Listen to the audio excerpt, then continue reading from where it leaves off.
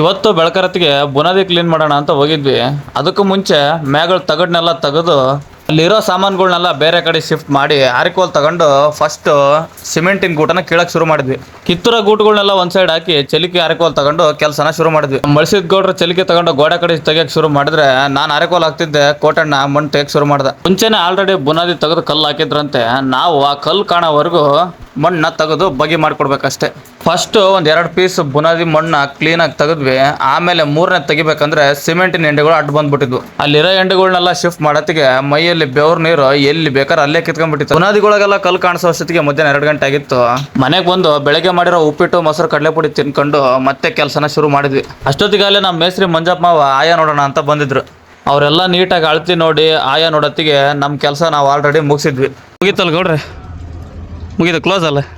ಕೆಲಸ ಮುಗಿದ್ಮೇಲೆ ಮನೆ ಕಡೆಗೆ ಹೊರಟ್ವಿ. ಇವತ್ತಿನ ವಿಡಿಯೋ ಇಷ್ಟೇ. ಈ ವಿಡಿಯೋ ಇಷ್ಟ ಆದರೆ ಲೈಕ್ ಮಾಡಿ, ಶೇರ್ ಮಾಡಿ, ಫಾಲೋ ಮಾಡಿ.